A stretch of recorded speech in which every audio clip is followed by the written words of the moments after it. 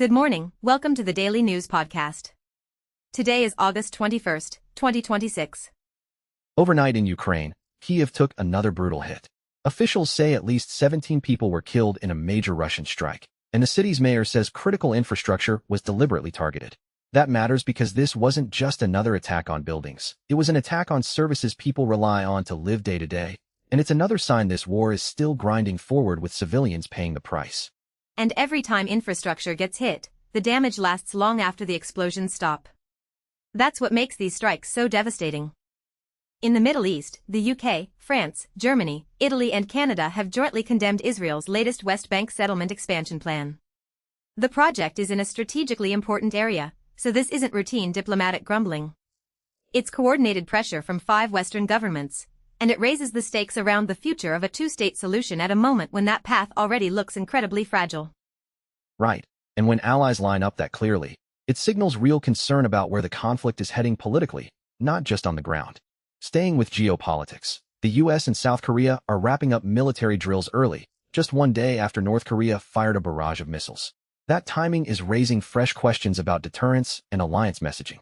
At the same time, there's growing scrutiny over whether a softer US approach toward Pyongyang could leave South Korea carrying more of the security risk if North Korea keeps testing limits. That's the tension in one headline.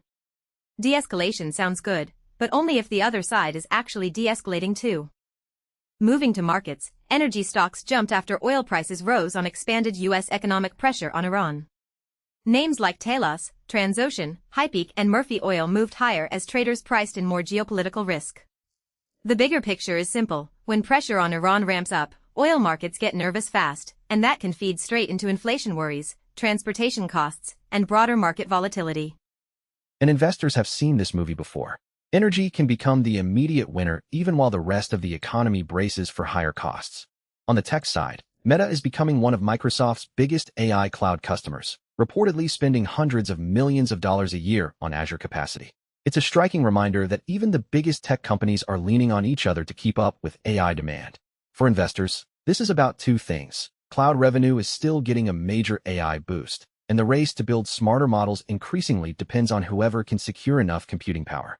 It's such a weirdly competitive partnership. Rivals on one level, huge customers on another, and all of it runs on chips and cloud contracts. Also in tech, Nevada has reportedly approved large-scale robotaxi operations for Tesla, Uber, and Waymo over the next year. That's a big regulatory green light for autonomous transport, and it could speed up the jump from pilot programs to something people actually use at scale.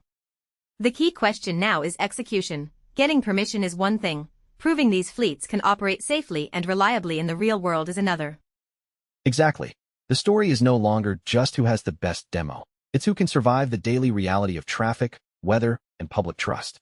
One more for the software world. The Rust ecosystem was hit by a supply chain scare after reports that a malicious crate executed code during the build process. That's the kind of story developers hate, because package ecosystems are foundational infrastructure now. If malware can slip into a trusted dependency and run at build time, the risk spreads far beyond one project to downstream users, companies, and production systems. And it's a reminder that boring infrastructure stories are never really boring. That's where a lot of the real internet risk lives. In entertainment, Dune, Part 3 is already looking like a giant event. The teaser sparked heavy ticket demand, online queues, and fast IMAX sellouts. Studios love this kind of signal because it shows the movie isn't just anticipated, it's becoming appointment viewing, especially on premium screens where the margins are better and the hype feeds itself. And to wrap up, a quick culture note. Apple Music will reportedly begin labeling AI-made tracks later this year. A small change that could have a big impact on trust, discovery, and how listeners think about what's human-made versus machine-generated. That's it for this morning. Thanks for starting your day with us. We'll be back tomorrow with the stories that matter and the context you need. Have a good one.